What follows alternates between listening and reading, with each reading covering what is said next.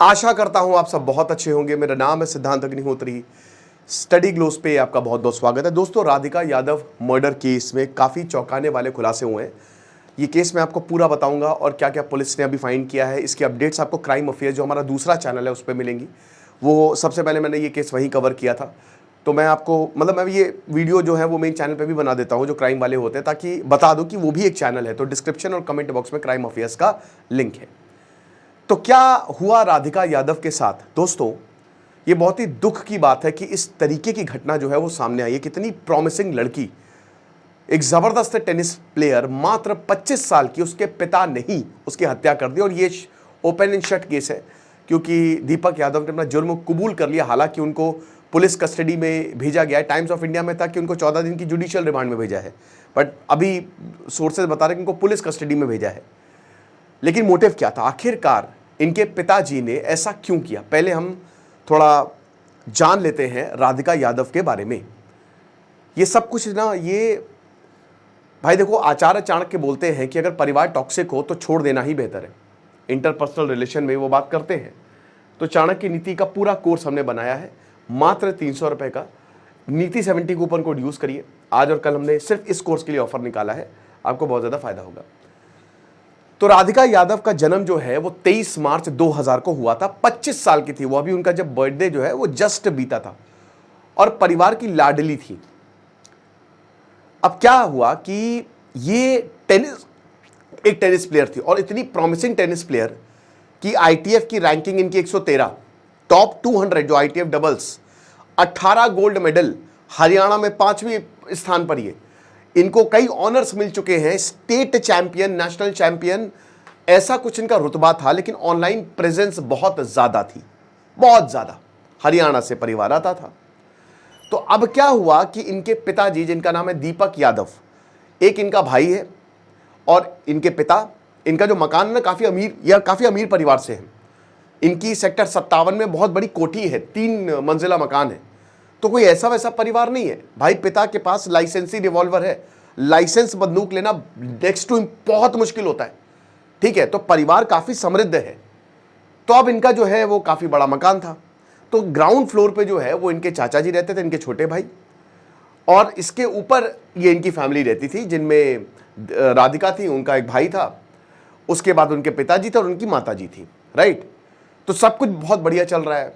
पूरे समाज में लड़की का नाम है। लड़की, भाई, हर माता पिता का सपना होता है कि बेटा या बेटी हमको गौरवान्वित करे। तो बेटी वो कर रही थी, कोई सब चंगासी। लेकिन फिर क्या होता है?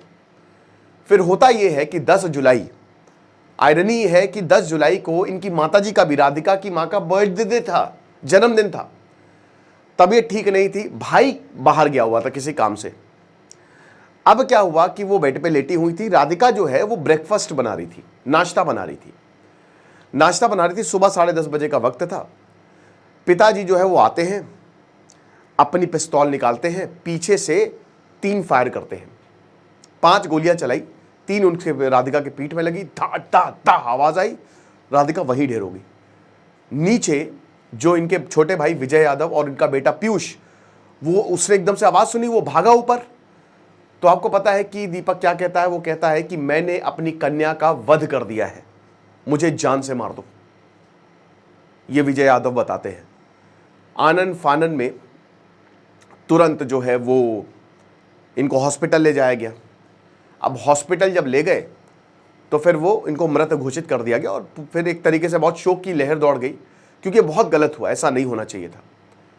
बता दें कि राधिका की टेनिस एकेडमी थी, लेकिन पुलिस ने इस बात का खंडन किया। परिवार वाले बोले टेनिस एकेडमी नहीं थी उसकी, वो टेनिस सिखाती थी, अलग अलग एकेडमी में जाती थी, आप पैसे देंगे तो वो टेनिस सिखाती थी राधिका जो है, राइट।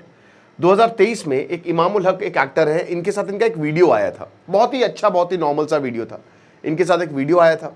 अच्छा, इनसे भी पूछताछ की जा रही है। बोल रहे कि भैया मेरा कोई कनेक्शन नहीं है, 2 साल हो गए मैं उससे नहीं मिला हूँ, वो खाली वीडियो था, मैंने पैसे दिए, उन्होंने एक्ट किया, उनको एक्टिंग पसंद भी थी, तो कोई दिक्कत नहीं। तो सब कुछ बढ़िया चल रहा था, कोई प्रॉब्लम नहीं। लेकिन फिर मर्डर हो जाता है। अब उसके बाद 1 घंटे बाद पुलिस आती है।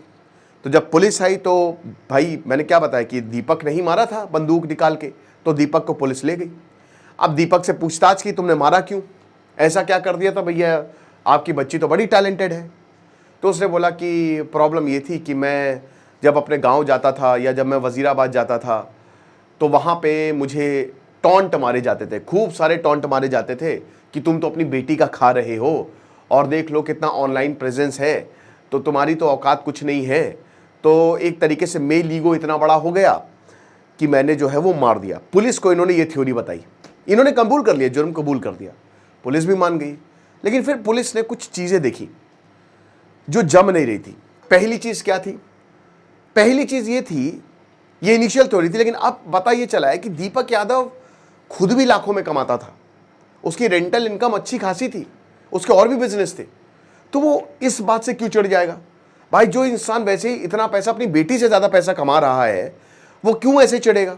समझ में नहीं आ रहा। तो पुलिस को ये जमा नहीं, ठीक है। और यहां पे पुलिस ये भी बताती है कि इसको एंगर इश्यूज है, इसको टेम्परामेंटल इश्यूज है, क्योंकि जब भी हम इसको पूछ रहे थे ना, ये बहुत ज्यादा गुस्सा कर रहा था, एकदम से हाइपर हो जा रहा था, एकदम से नॉर्मल हो जा रहा था, तो भयंकर गुस्सा कर रहा था। तो मुझे ऐसा लगता है कि शायद कुछ दिमागी बीमारी होगी इनको, ठीक है, कुछ मेंटल प्रॉब्लम है ना, कुछ पर्सनैलिटी डिसऑर्डर होगा, क्योंकि ये बहुत बड़ा कदम है। दूसरा पॉइंट इन्होंने बताया कि इनके परिवार वाले बताते हैं, विजय यादव, इनके छोटे भाई, कि भाई ये एक डेडिकेटेड पिता थे और ये अपनी बेटी से बहुत खुश थे। अब टेनिस की वजह से अपनी बेटी को मारा।